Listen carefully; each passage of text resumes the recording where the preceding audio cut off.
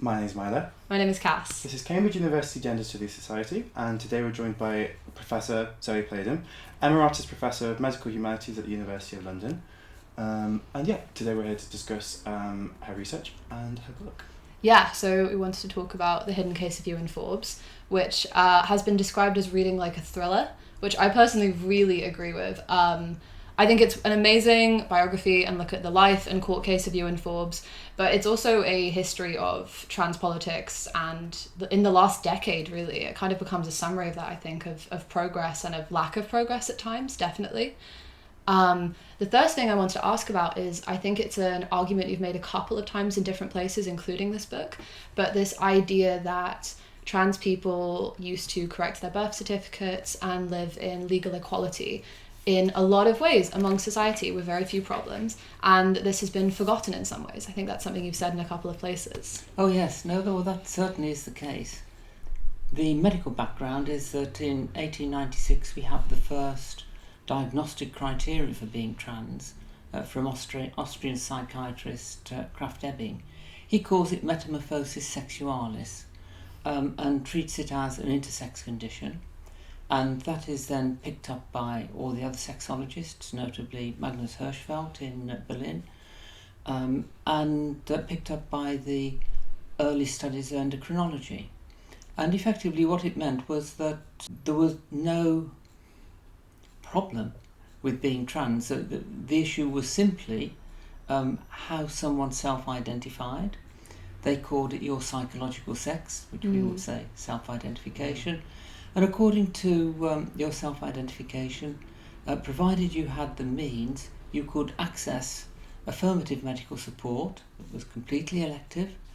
And then in the UK, certainly in Britain, you'd just take your doctor's letter down to the Central Registry of Births and Deaths, to Department D6, and they'd issue a new natal birth certificate and put you on the record as having been incorrectly identified at birth. And that then gave you all of the legal rights in your chosen binary, of course, but nevertheless chosen sex. And you just lived your life. And that was certainly the case for Ewan Forbes. His family were very wealthy and very well connected. He's born in 1912. And his mum immediately sees that although he's assigned female at birth, he's a boy, and takes steps. Takes him on a European tour of all of the early endocrinological research centres where everyone's experimenting with testosterone and estrogen and trying to formulate it and synthesise it and so on. And Ewan's effectively a guinea pig for this early endocrinology, so he doesn't go through the wrong puberty. He doesn't elect for any surgery. He doesn't need bilateral mastectomy. He doesn't elect for phalloplasty, which in any event at that point would have been really quite difficult. Much tougher, yes. But he does, just go back home and live his life. He doesn't bother to correct his birth certificate until 1952, when he falls in love and wants to marry, and then has to. So then it's a slightly more complicated process in Scotland. You need the signature of 3 doctors and so on. But it's still just a process. So he corrects his natal birth certificate and marries and lives equally and happily. Yeah, exactly. I loved the way you made that point in this book, because I think we've seen it a lot in politics, that it's a lot easier to argue against something if people can argue it's new and then there's no precedent for it.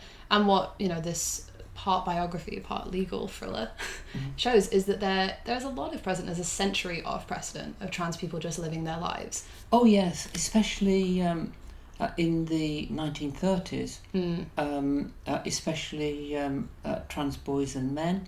The prevailing view then, given by the surgeon who did most of the work, Lennox Broster, his prevailing view was that it was very rare to come across trans women or trans girls.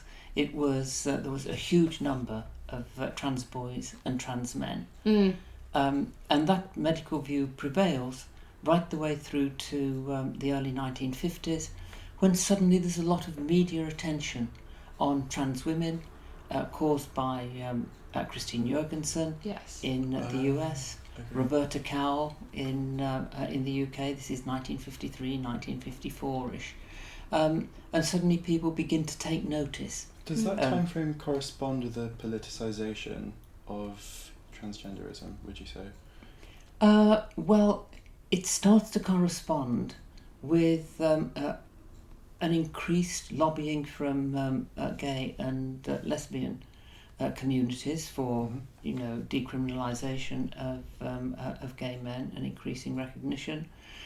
But it does seem to be largely simply manufactured by the media, because what we don't have, and I'm not sure whether we've got much now, is any public health data on incidents of trans people, however they're assigned at birth. But it's sort of interesting to see that by the time we get to 1968, where in 1939 we have Broster saying it's all trans men and boys, by 1968 Robert Stoller in the US is saying it's all trans girls and trans women. We never see any trans boys. Okay. So it's very curious and somewhat ahistorical to read in the current Cass review the idea that there's been a sudden mad swing towards trans boys and girls that's unprecedented. Completely. Yeah, it's never... Where have all these trans boys suddenly come from? Yeah. Well, they haven't. They've always been there. Exactly. To talk a little bit about that, the media narrative. When you were talking about the Transsexual Empire, the 1979 book, I loved the quote you used, that in a lot of ways she's doing the patriarchy's job for it, because she's using this argument against trans people that is effectively in favour of male line inheritance, that is advancing patriarchal views. And I think we see that a lot. I know Sarah Ahmed has talked about this a bit recently with the kind of usurpation of the term feminist nowadays. I don't know, what do you see, I suppose, in the future of the term feminist, in the way that it's had this negative effect on trans people in the past and currently? Well, at the heart of this really lies the difficulties of second wave feminism in the 1960s. So, we have Simone de Beauvoir saying her thing about, being the second sex and how strange it is to find yourself other, and so on and so forth. And effectively pushing towards something that we'd now call gender fluidity and choice. And of course we have second wave feminist activism, especially in the US, trying to create for itself a political standpoint and having difficulty at that point. So that we find, for example, a lot of second wave feminist groups excluded lesbians quite deliberately. Didn't even recognise the existence of black lesbians or lesbians with disabilities. So that we find someone really as famous as Betty Friedan in The Feminine Mystique writing 2 pages about the dangers of including lesbians in the women's movement. It was all seen to be too difficult. This then creates a whole other section of fiery lesbian feminists who go terribly essentialist on everything. This is Mary Daly, for example, who was, of course, the supervisor for Janice Raymond's PhD. And there's also kind of a sort of a religious fundamentalism creeping in there, because Daly and Raymond were respectively teacher and student at a Jesuit private college. So we're not seeing something that's an unadulterated critical view. We're seeing something which is ideologically steered in some way or another.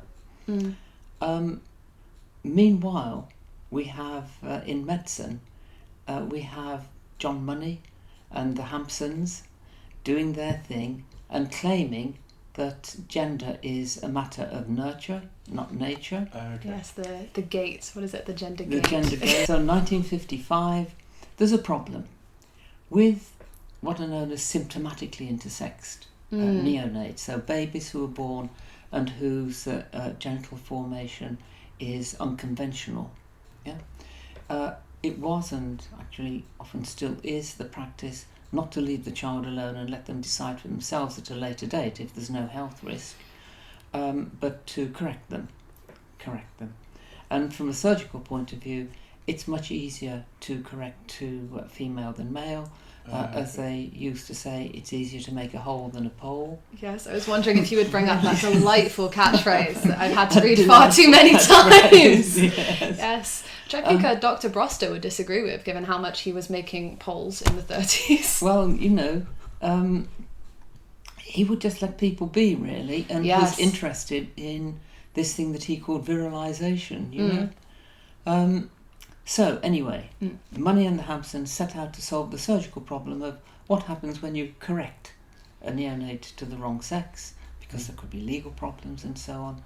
And they invent, just make up, like Father Christmas or the Tooth Fairy, the medical idea of gender, of a gender identity, a gender role, and they say that given appropriate parenting, the child will move through this so-called gender gate on the right side, and the right side is always heterosexual and cisgendered. If anything goes wrong with the parenting, which they acknowledged it could, it was almost certainly the fault of the mother, then they had a cure. In 1962, Robert Stoller and Richard Green set up at UCLA the first gender identity clinic to cure gay men, lesbians and trans people. After 2 years, the patient base is almost always trans people who are being cured with a range of conversion practices. What sort of lineage exists between contemporary gender identity clinics and these initial gender clinics? Immediate and direct. Because you're talking about a tiny group of people. In the UK, we don't have a specialty. There has never been a medical specialty called either transsexualism or gender reassignment or anything else that you might want to call it. There's never been such a medical specialty. Consequently, it has never been regulated, so it has never belonged to any particular royal college. And so there have never been any real regulations around it and no specialised training for it. That's only very recently there's been some moves to change that by the Royal College of Physicians, which now offers 3 courses. But essentially the way things worked was, if you were interested, then you went and worked with someone who already did it. It was fringe. Yeah, it was very fringe. And the rule in medicine is, as they like to say, see one, do one, teach one, but not necessarily in that order. They sometimes joke. And so the people who were working in the US, especially John Money became very big. So you either went with Money or maybe you went with Stoller, but mainly with Money. Money trained most of the people who came to work in the UK. The sort of exception was John Randall at Charing Cross Gender Identity Clinic. So by the late 60s, in the NHS, Lennox Proster's elderly and he's retiring. Up till then, it was usual for trans people to be referred to Charing Cross Clinic to see Lennox Proster. He worked with an endocrinologist there. There was also a psychiatrist, who was a very ferocious person, but he could be avoided. And you could get, the elective affirmative medical care that you wanted, get your letter, correct your birth certificate. But as Proster retired, or started to retire, so psychiatrist Dr. John Randall turned up and started to have Proster's patients hived off to him and to his psychiatric clinic.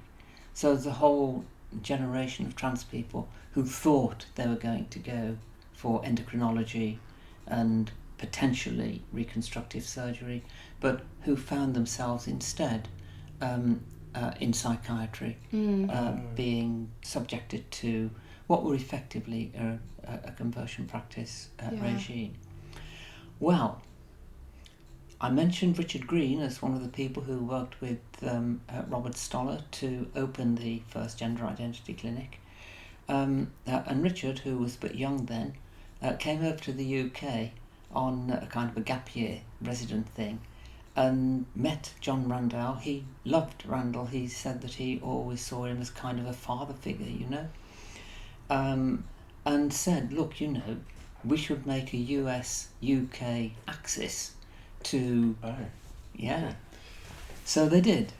In 1969, the first international symposium on gender identity was held at the Piccadilly Hotel in London.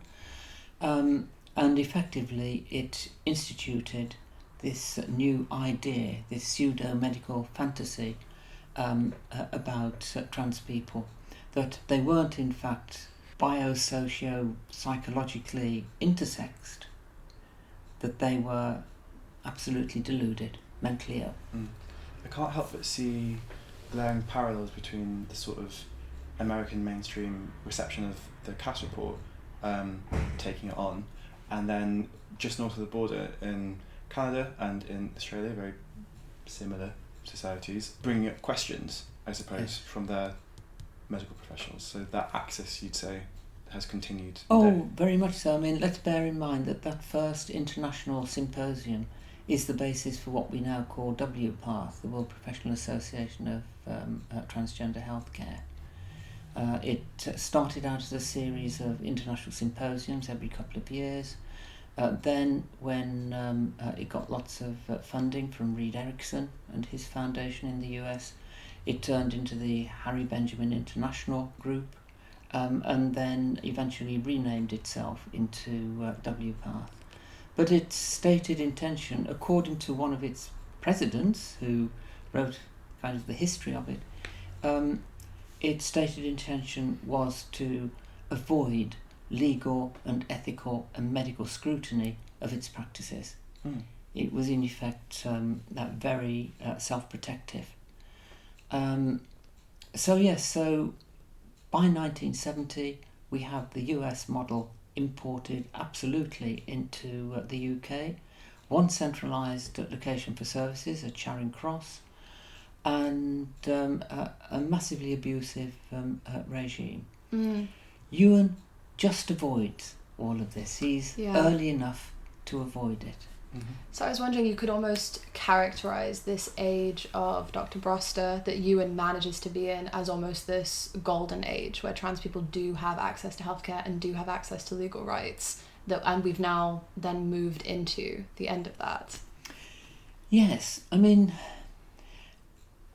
it wasn't ideal because the issue was access. No NHS until 1948, so if you didn't have the money, then you couldn't get access. Yes. Which is actually really rather similar to now. Unfortunately, yes. With, a 5-year waiting list for first appointments for adult services and no first appointments for child and adolescent services whatsoever. So it was about who could get access, but if you could get access, then it was strongly affirmative, and crucially, you had a complete legal equality with everyone else, and it was unquestioned. You only really found your way to the press if there was something unusual about you, if you were noteworthy, like the athlete Mark Weston, for example. Yes. So we got lots of photos of Mark and so on, or if you chose to write your biography, It's really odd. But either you had to stand up and shout, or you had to be someone who was already in the public eye. Otherwise, it was just a thing. It was kind of your body, your business, and there we were. Absolutely. I mean, as it should be. As it should be. In a way, I mean, I know the legal case was literally hidden, but in a lot of ways that's why it's the hidden case of Ewan, It is right? indeed, yes. Is that I think we talk about that a lot in gender studies, is a lot of the times the only ways you see trans individuals in history are if they get caught in the medical or legal system, often against their will. So Yeah. it's incredibly likely and certainly true. There are many trans people who lived in history who had the fortune to avoid that public scrutiny and who got to just live their lives. Yeah, and there were ways round. I mean, the pathway, particularly if you were wealthy, if you were going to inherit, then what you would do is you would buy estrogen, which you could, more or less on the open market. So you'd buy estrogen, you would self-medicate, you would wait until you were 21, which was the age of adulthood then, and inherited whatever you were going to inherit, and then you'd transition, and just live your life. Absolutely. And obviously there are people out there who have done that. If anyone ever asked any questions, then just like Ewan, you would say, yeah, a mistake was made at birth. Mistake was made. Yeah, and it took me a while before I could get appropriate support, but Right. In this book, actually, you touch a little bit on talking to the NHS yourself about the fact that to gain any access to healthcare, trans people have to go through psychiatric services, even though this country and the NHS themselves have said it shouldn't be considered a mental health condition. Yeah. And the hypocrisy there, kind of what you've talked about, that there is no specialisation. So is it pathologized? Is it a mental health condition or not? There's no clear discussion in the NHS, even now with this recent report. Yes, I mean, certainly there's a very big question around why trans healthcare services are still located in NHS mental health services. Because in 2002, UK government formally accepted that being trans wasn't a mental illness. Well, we're 22 years on. The NHS has a whole department dedicated to service reconfiguration, because services are being reconfigured all the time. It looks kind of stable from the outside, but internally, obviously things are changing all the time. I mean, a very well-known big example of that was when laparoscopy, keyhole surgery, turned up, and suddenly we didn't need all of these beds for people recovering from conventional surgery. And so the surgical services had to be reconfigured to relocate funding into laparoscopy away from maintaining all of these big surgical wards. And it's done usually quickly and efficiently and invisibly, but not for trans healthcare. Right. And if it can be done for that, why not this? Yeah. And if not for that, I mean, the usual arguments are specious ones, that, for example, we need to make sure that the person really is trans.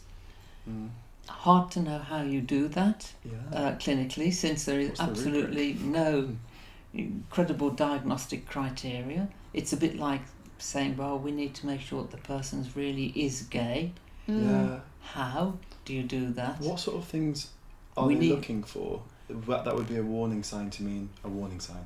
That would mean that someone isn't trans and something else is happening. Well, interestingly enough, what we still find and what's still reported by patients is that the same diagnostic criteria that Krafft-Ebing laid down in 1896, which are deeply heteronormative criteria, that's the typical patient narrative that's required. So the way diagnosis takes place is you're looking for a typical patient narrative. You've got what I suppose we'd now think of as a kind of an algorithm in your head. Yeah. And you're saying, okay, how many points on this does this person coincide with? That way I'll know that they've got whatever it might be, The balance sheets. Yes, it's kind of like a balance sheet for a broken hip or short-sightedness or being trans. This is a process that I've been through myself in order to get estrogen. And speaking to the psychiatrist, trying to find sort of the typical narrative of like, oh, you've always hated yourself since you were a child, of course, and you hate all of these body parts, and this is the way that you feel about certain parts of your body, saying it at you, almost looking for quite a dark narrative, to be fair. Well, it is a very dark narrative. I suppose if we wanted to find a parallel for clinicians offering this dark narrative in order to legitimise their ability to act ultimately on the patient's behalf, then we'd find it in the narrative of termination of pregnancy before 1968 and the Abortion Act.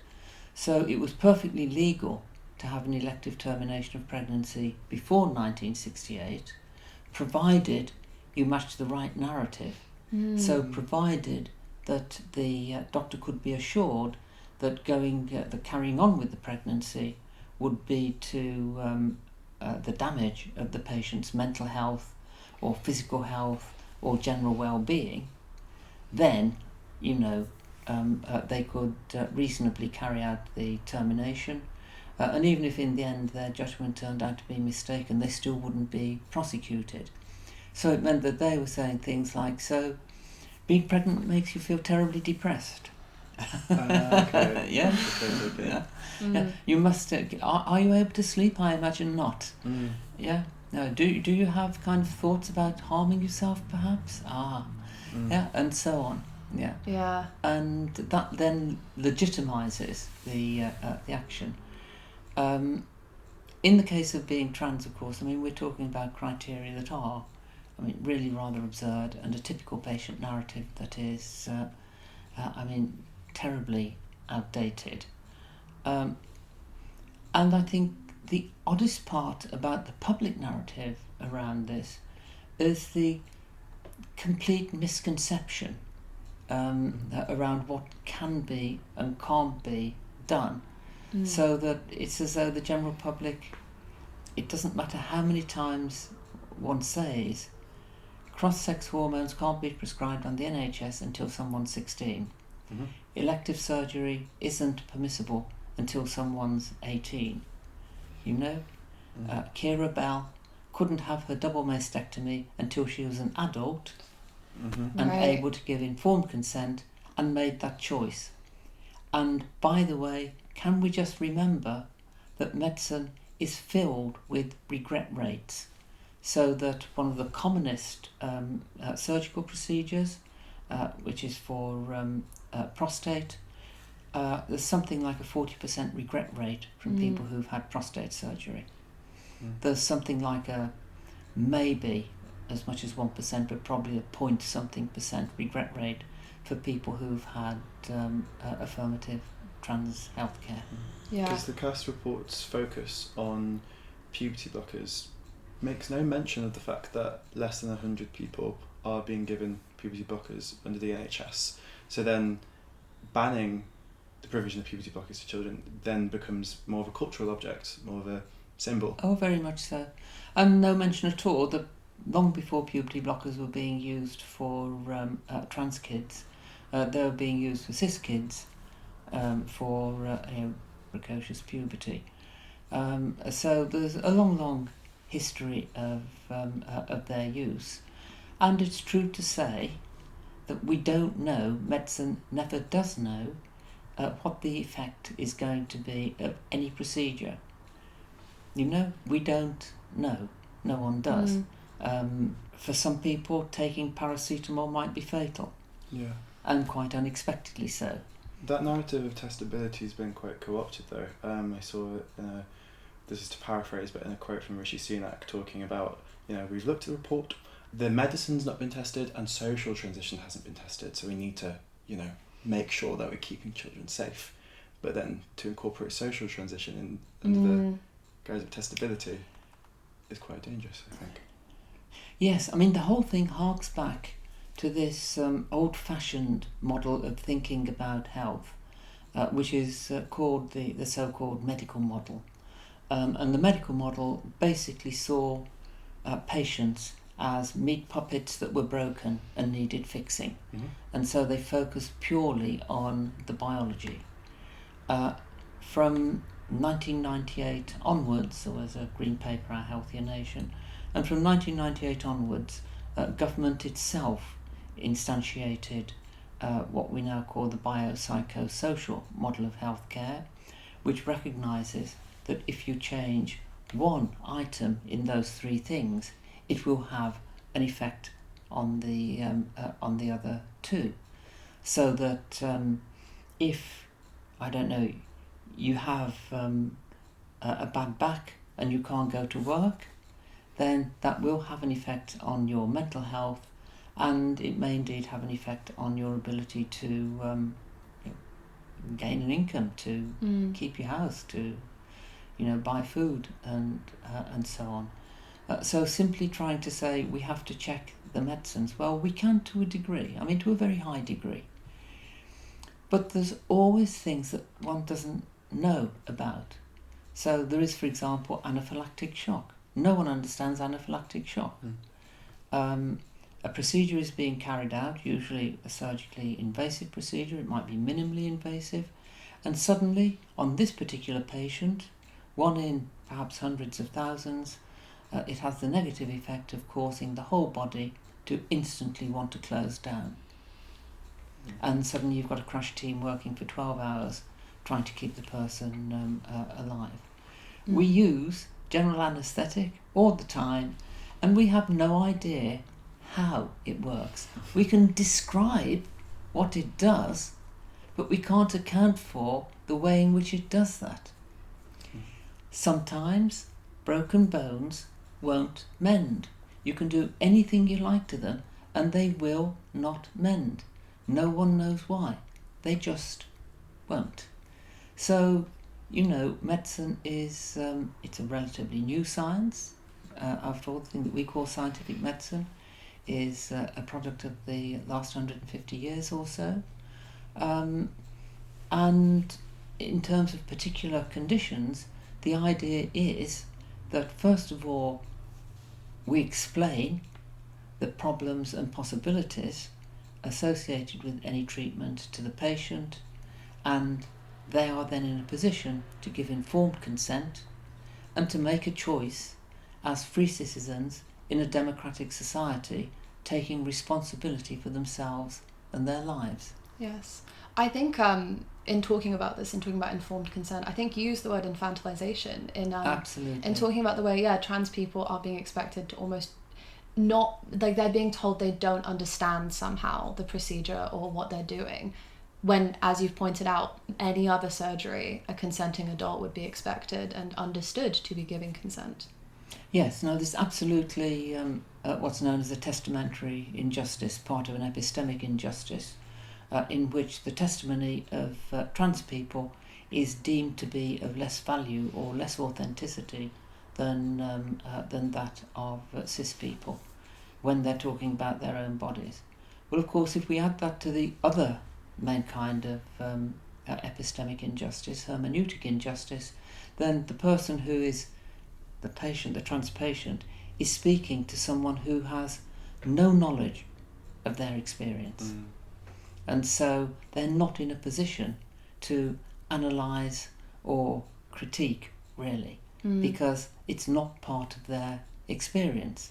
They don't have sufficient knowledge themselves to be able to say one way or the other.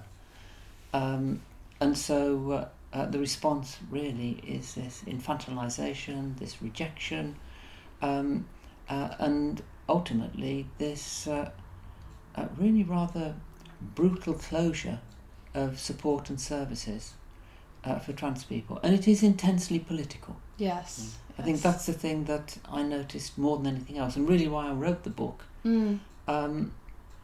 was because I expected things to be getting better.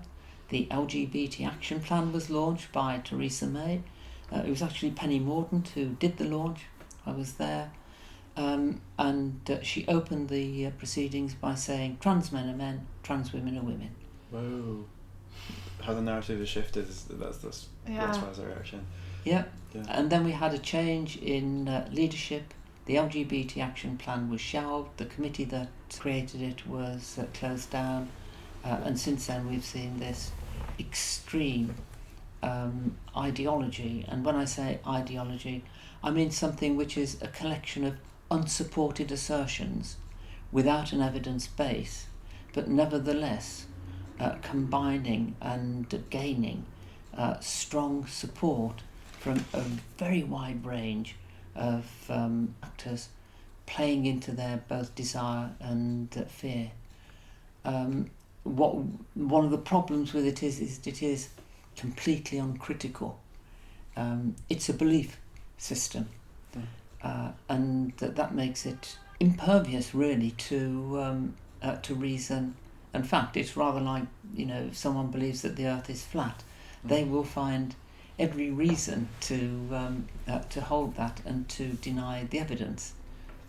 Yes, absolutely. I mean, I think that's why in a lot of ways I think we have to see trans rights and women's rights as inevitably linked. I mean, absolutely. In the point you were making earlier about it being the same narrative as to do with birth control, as to do with abortion, I think it's very clear that if we are demanding such a high level from trans people now, there is only a matter of time until the same thing is demanded of women, I believe. I think these things are inevitably linked. Oh, absolutely. When the Bell versus the Tavistock case started, those of us who were interested in seeing the way the wind's blowing were really concerned, because it was very obviously using trans issues as a wedge to attack Gillick competence, the principle that says that adolescents, provided they're competent, adolescents can consent to medication without their parents' approval. Right. Famously, of course, it gets its name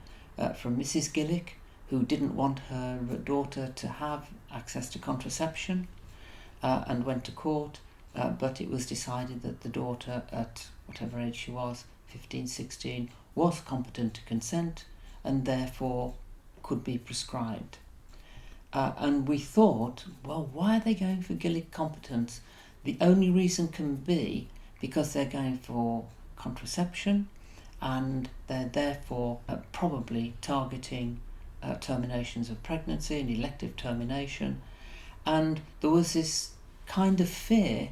We felt, it seemed extreme to say it, but we felt really what they've got in their sights is Roe versus Wade. Yes, yes, absolutely. And 3 years later. 3 years later. There we are.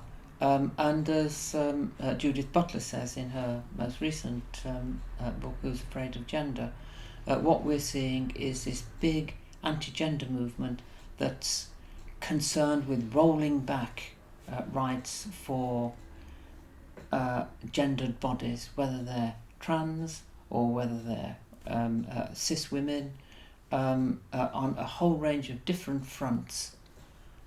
So yes, I mean the issues are strongly conjoined in what Judith Butler charmingly calls a patriarchal wet dream. Oh goodness, yes, yes. How would you propose a positive articulation to unify the fight for trans rights and women's rights? Because obviously there's a large TERF movement who view the two movements as, for some reason, irreconcilable. So I suppose, what would you say? It's such a strange name, isn't it? I always use TERF because it ties up historically with the 2008 formulation of it, and it gives us a link of continuity through.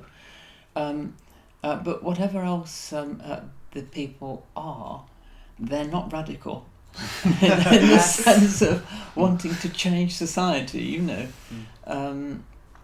And they're certainly not feminists in any sense that might mean the desire to bring equality to all people who find themselves oppressed.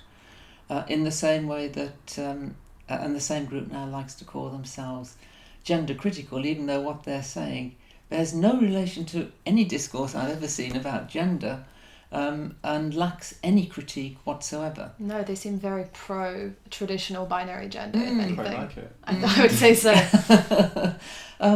And I think what I want to do is just to start out by saying, look, can we just think about where some of this stuff is coming from? There's a really important European parliamentary report called The Tip of the Iceberg by a guy called Neil Datta, in which he identifies the sources of funding for anti-gender groups at $70 million a year from far-right actors, either political actors or faith groups, evangelical far-right faith groups, being used to fund this movement to reinstate this idea of an orthodoxy which is essentially white, male, able-bodied, cisgendered, heterosexual, bringing together all of these intersectional issues. So I think I'd just simply say, read a book. Maybe this one. Or maybe this one. If not this one, then read the new Judith Butler. Butler's often quite opaque and takes a while to chew through. But she's chosen, and I'm really pleased because that's why I wrote this book, she's chosen to actually write something that's accessible to a broad readership, so that people can understand and think about where these ideas have come from. And it's very good. She does the same lovely, thorough job of chasing down all the detail and giving it. So I think it is very revanchist. It is kind of limited to a certain group of broadly middle-class, Middle England actors who are extremely vociferous. It is politically volatile at the moment. Trans bodies have been appropriated. But I also think that it is unsupported assertions. And I agree that it's not to be dismissed. Susan Stryker, a few weeks ago, talking about the situation in America, compared the well over 100 anti-gender bills anti-trans bills currently being proposed in US states. She described them as being like the Nuremberg laws. And, there is discussion about how safe is it to stay in the UK, and when should you leave, and where would you go to? Ireland, right. Canada, New Zealand, and so on. So these things aren't to be dismissed as nonsense. They are nonsense, but just because they're nonsense doesn't mean that they're not powerful social mobilisers and political messages. I think it's important to take them seriously, but I also think it's a time-bound thing. One of the things I think that we have now, that we certainly didn't have back in the 70s and 80s or 90s for that matter, or indeed actually not until now, is we now have this new group of people that I call in the book fourth wave activists, which include your good selves. Excellent. For whom all of this is just monumentally absurd. It's as absurd as racism, it's as absurd as ableism. Why wouldn't you want everyone to be, living their best life and in a free and equal fashion? Where is the detriment, I think, is the question. Just show us the detriment. Yes, we know there is massive sexual abuse, but not by trans women. We know that there is huge marital instability, but that actually the 100,000 a year seems to be in heterosexual relationships, And I think we now have this growing cohort of young scholars who are researching and writing in the area, who are reclaiming trans history. There's a whole group of trans historians, and who are determining to find ways of making the world a better place, and who are mercifully very adept at using social media to do that. So I'm hopeful for the future, but it is really quite a difficult present. It's nice to hear that you're hopeful, actually. I think, unfortunately, especially in this area of research, we don't hear that much hope anymore. Yeah, well, you just have to keep on keeping on. It's as simple as that. You don't give up, ever, So I wrote the book because I wanted people to know, look, this is how trans rights were removed, right? Not lost. We didn't somehow carelessly mislay civil rights and legal identity, and social equality. They were taken. They were removed. And there was a reason for doing so, which the people who did it felt was justified, but which we may no longer think is the case. I don't think we've touched specifically on that actual process and how his narrative follows through. Ah, yes, poor Ewan. So we left Ewan in 1952, correcting his birth certificate and marrying Patty Mitchell, and intending to live happily ever after in Aberdeenshire, where he was both the local country doctor and had his little estate.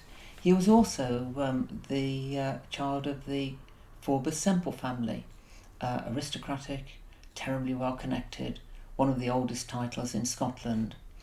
And Ewan lived happily until, in 1965, December 1965, his older brother died. Now, his older brother had two titles. He was the Lord Semple, and he was also Sir William. Well, the barony, the lordship, could go down the female line, but the baronetcy, the sirship, was limited by male line primogeniture. It could only go to the next male in line. And of course, that should have been Ewan, because, after all, he was medically and legally declared to be male. But bear in mind, Ewan was a doctor, and he knew what was going on. He knew what was happening in the US. He knew that in the US there's been a turf war between endocrinology and psychiatry, which psychiatry won, and that now being trans was being reclassified from an intersex condition into a mental illness. He knew that that was being imported into the UK. He'd seen that trans people were starting to get a bad press.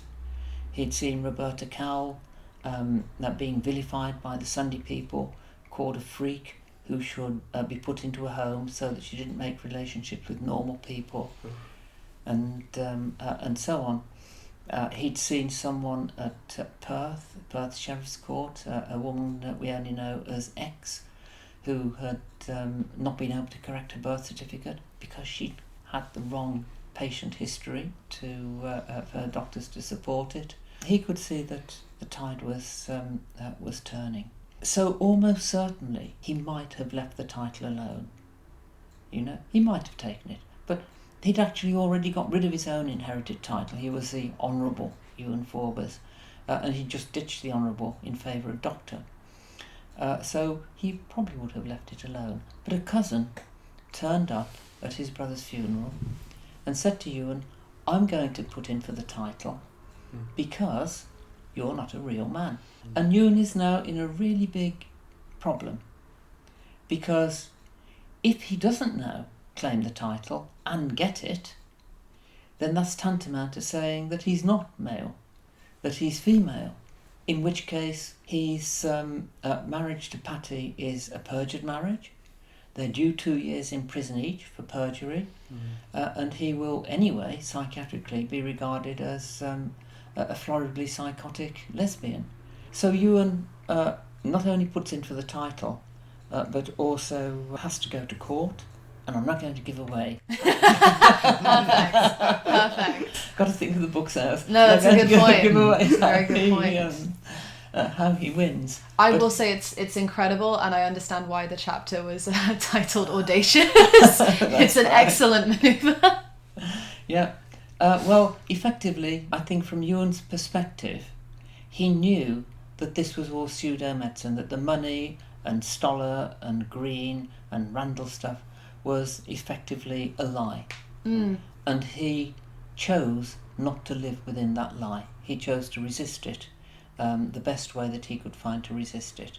And he did resist it, and he did win his case. But in winning his case, he precipitated a constitutional crisis. Because remember, this is a title that can only go to the next male. It's limited by primogeniture. Well, at that point, so was the crown. We only had Queen Elizabeth II because there was no eligible male to be king. Had there been, then we wouldn't have had a queen. Constitutional law is all about securing succession to the throne to ensure political stability. But now, Ewan's precedent has disrupted that. You might think you know who the heir apparent to the throne is, but they might have an older sibling, assigned female at birth, who's trans, and pips them to the post. Or they themselves, assigned male at birth, might be trans and no longer eligible. So something had to be done. And what was done was to remove all records of Ewan's case from the public eye, and this is a case that should have been freely available like every other case, to remove all traces of the case from the public eye, to swear everyone involved in it to secrecy, and to then set up a show trial. And I think we can only call it that because it has so many anomalies in it that it's very bizarre set of proceedings, to set up a show trial with trans woman April Ashley in court, and to use that in 1970 to declare all trans people to be masquerading homosexuals who were mentally ill. How did you get the case if it was so secret? Yeah, so in 1996 I just left the High Court with the legal team. We'd been trying to get correction of trans birth certificates and had shown evidence that they'd been corrected in the past. Trans people had always had their birth certificates corrected, and argued that as a matter of natural justice we should have them corrected now. But we lost, and we didn't really understand why. Then that evening a man called Terence Walton rang up the solicitor in our team, Maddie Rees. Now Terence was the solicitor in the April Ashley case. He was April's solicitor, and he used to come along to the Parliamentary Forum on Gender Identity that I co-founded with Dr Lynn Jones MP in 1994. And Terence was really quite upset by our losing the case, and he said to Maddie, "Everyone thinks it's mine and April's fault that trans people can't correct their birth certificates, but it isn't. Before we went into court, we were taken into the judge's chambers and shown another earlier trans case. We were told that we couldn't refer to it in court, that all records of it had been removed from the public eye. Everyone involved in it and who knew about it sworn to secrecy, which now included us, because, and I quote here, there are some interests it's more important to protect than the rights of individuals." Oh. It's just like something out of some strange spy novel, isn't it? If you made it up, no one would believe it. So I said to Maddie, "Bring him back." But anyway, he'd sobered up a bit when she rang him back, and he'd said, "I can say no more. I shouldn't have said what I said." Oh my god. So I rang up other trans activists, Stephen Whittle, who is a lawyer at Manchester Metropolitan University, and Mark Rees, who had gone to the European Court of Human Rights to try to get his birth certificate corrected, and said, "Look, this has happened and we need to avoid conspiracy theory. But actually, coming from such an authoritative source, we have to take it seriously." So we chewed it over, and we felt that these interests could only really be aristocratic interests, or possibly royal interests. Good guess. And that therefore we were probably looking for something that was to do with primogeniture, and that the thing to do was to start by thinking of all of the trans men that we knew of who were aristocratic, and starting to eliminate them before looking elsewhere. Mark remembered the obituary of Ewan Forbes. Stephen had a copy and faxed it through to me, and I was nominated to do the research because I could get access to just about every library. You know, the great thing about Cambridge, the great thing about London is it's got so many libraries and you can get into them all. And so I potted over to the law library to find the case, and it wasn't there. So I potted back to the office and rang up the Signet Library, which is the head legal library in Edinburgh, and said, Professor Playdon here, having a bit of difficulty finding one of your cases, can you help? And they said, yes, no problem, what is it? And I told them, and they looked and they said, oh, strangely, we can't find it. Try the Lord Lyons Court, because they deal with titles. So I rang up Lord Lyons Court, and they said, yes, we do know of the case, but the room where it's in is being rewired and we can't get in there for 3 weeks. So I rang up the Home Office, who keep the rolls of the baronetcy, and said, can't find this. And they said, oh, you'll have to write to us. So I did, and they never replied. I rang up the Lord Advocate's office, he's the head honcho for law in Scotland, and they said, oh, you'll have to write to us. So I did, and they never replied. So I easy jetted up to Edinburgh and the Scots Public Records Office, went through all of their indexes and files to look for it. It wasn't there. Got them to do it for me. They couldn't find it either. So came back and said to Lynn Jones, look, can you write to the Lord Advocate and see? Yeah.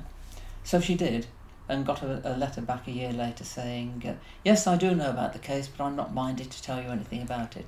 This is an MP asking for a case that should be in the public record.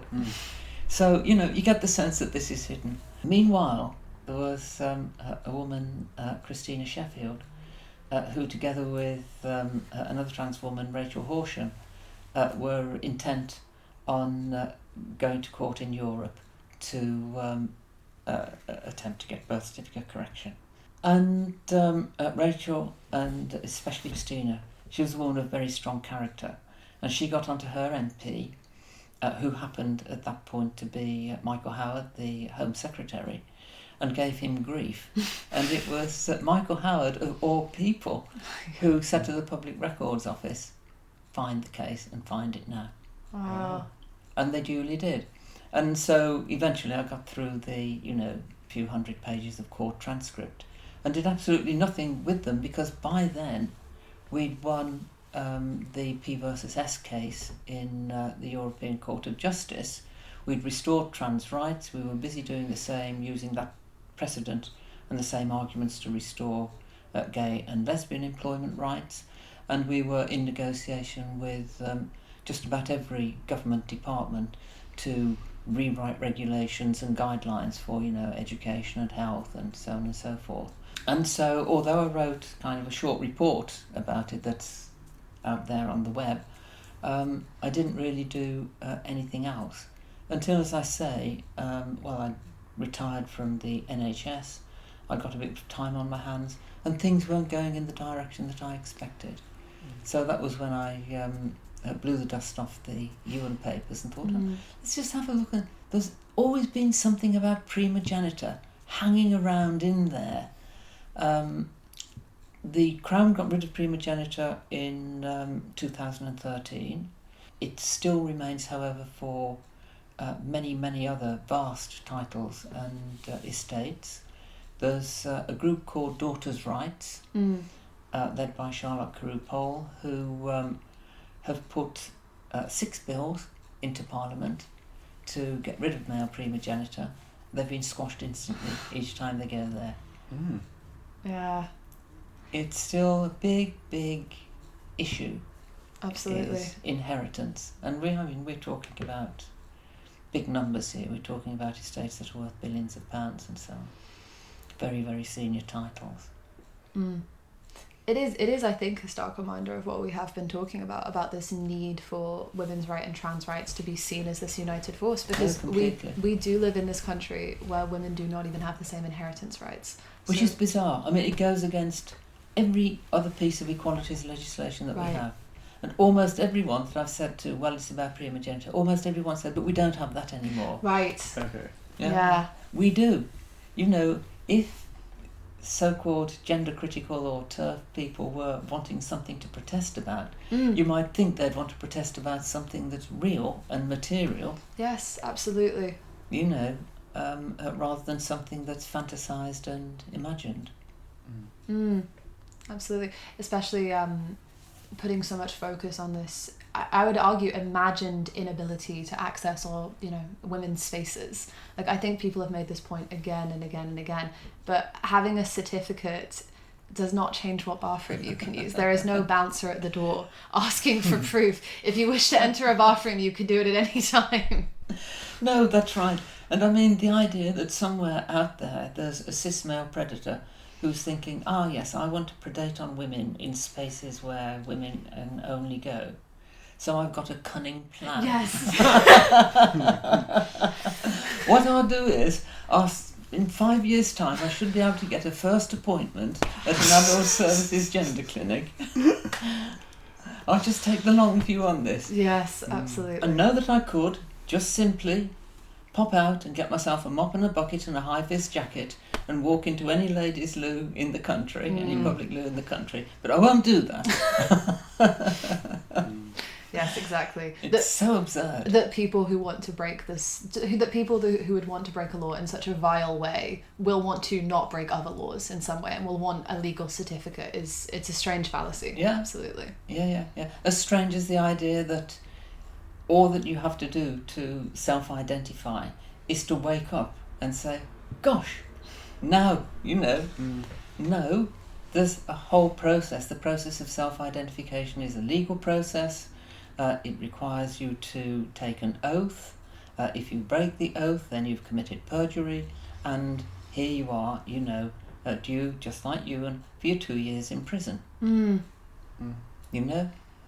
yes, of course, that the great thing about self-ID is that it doesn't preclude gender fluidity, but it does require you at each point to identify, and of course we're limited now by this, again, fantasised binary biological sex, which has always been a fantasy. We have about 7,000 years of European literature going back to the Epic of Gilgamesh in the Sumerian period, all of which records the existence of intersex or non-binary life. Yeah. But still, if you decide that you no longer wish to be in the female binary, then of course the whole point about self-ID is that you take an oath and you now decide to be in the male binary. One of the things that's so strange to me about this, and I think we see it in the Cass report where she talks about the sweet spot where people are satisfied with their sense of self, is that doesn't happen in other areas of life. We're in love and we're married and it's forever, and I've taken, made big promises, and now actually we're not, we're getting divorced. Or actually no, we're getting remarried again. And no, we're getting divorced again. I mean, it's like the Elizabeth Taylor and Richard Burton syndrome, Right. I find it odd, this sort of privileging of like homogenous sense of gender identity. When you think about it, like in a given day, your performance of gender changes so much depending on like the given social context that you're existing in. The group of girls, the group of guys, it's a completely different relation. It's almost relative in that way, and I find it really, really odd to have such an incorrect assertion be given such a legitimised platform. Yeah. No, it's strange. I mean, and it's the strangest thing for me is that it's such a simple solution, really. All we need to do is to have at least one other location, as well as the binary male-female, and then to correct people's natal birth certificates as they wish. If we need even to record sex, because why do we even do that? Absolutely. People bring up police or investigations or like criminality. I see that as a common narrative. People will say, how are we supposed to catch criminals? How are we supposed to describe them for the public to catch? I'm not sure. Well, often you can't, can you? I mean, most people's descriptions of criminals are their average height, average weight, The hair was darkish but not black. I mean, most people give a very vague description of criminals. And usually the sex of the criminal is the last thing that's of any importance, Well, should be of any importance. Or should be of any importance. In media narratives, they're very quick to look at race and sex in order to inform how one should feel about the crime. Yeah. Yes, but that's what it's doing, isn't it? It is actually pandering to a prejudice and telling us how to feel. It's not giving us anything that's substantive in terms of desires for criminality or otherwise. Yes, absolutely. We were at one point concluding on a point of hope. Do you think we've moved too far away from that? Or do you think there is still hope? Oh no, there's still hope. There's still hope. Obviously this government has got itself tied up into terrible political knots about many things, including trans lives. But it's now on its way out, isn't it? And this year we should see a new government. And I fully understand that there are great limits to the changes that you can make when you take over government, because it's a bit like turning around an oil tanker. Things are heading in a particular direction, but in terms of trans issues, yes, although there will be some concern from about not alienating and so on and so forth, I don't think it would take much effort at all simply to replace all of the unsupported assertion with expertise and facts. I think one of the things that has been so sadly missing since Johnson took power has been government consulting with experts. Johnson's idea was that, as he put it, experts should be on tap, not on top. So, the fact that you might know something about the subject is irrelevant, and we can see this again in the Cass report, dating child and adolescent healthcare for trans kids from 1989, where we know perfectly well that it was happening way back in the 1920s. I think it's a question of actually taking the heat and the nonsense out of the narrative and returning to something that is, I agree, less exciting and all of the rest of it, but much more sober and factual. Do you have faith in the current Labour Party, though? I'm thinking Wes Streeting's recent comments, recent support for the Cass review, and as the Shadow Health Minister, I feel like that does have a lot of weight in terms of Labour's opinions towards these issues. I mean, I think in the run-up to an election, you can't really put too much faith into anything any political party says, I think it's really important for me, it's really important to maintain an independent stance and to look at what political parties are saying and understand the pressures that are pushing them towards that. And in an election, the pressure is absolutely populism, really. So, you're not going to alienate a huge chunk of the voter base. No, exactly. Don't want to give the Daily Mail another headline. No, but when you get into power, you are, of course, in a position to say, perhaps we need to review, or in the light of further information that has become available, or there have been some concerns expressed about what we thought was okay, and then you simply recast it in the same way that you look at the way in which, cladding on flats has been approved in the past as perfectly okay, and turns out actually to have been quite wrong-headed and hugely damaging and dangerous. So I think that that will happen. I also think, time basically is on it's on your side more than on my side. But we've got these new cohorts of voters coming through. Yes. And I think one of the lovely things about Gen Zers, apparently it is that their ability to do the and to understand a plurality and to work with, more or less it seems to me automatically, to work with a society that is diverse rather than a society that's divided. And that's where I see the future going. So, yes, there's plenty of struggle ahead, and we do need all of the academic weight and all of the work, and we need everybody protesting in every which way they can, and all of the social media supporting trans lives. But I think given that, we will get there. Well, I like that. I hope very much that it's true. Yeah. Professor Zoë Playdon, thank you so much for your time. It's a great pleasure. Thank Thank you. Lovely conversation.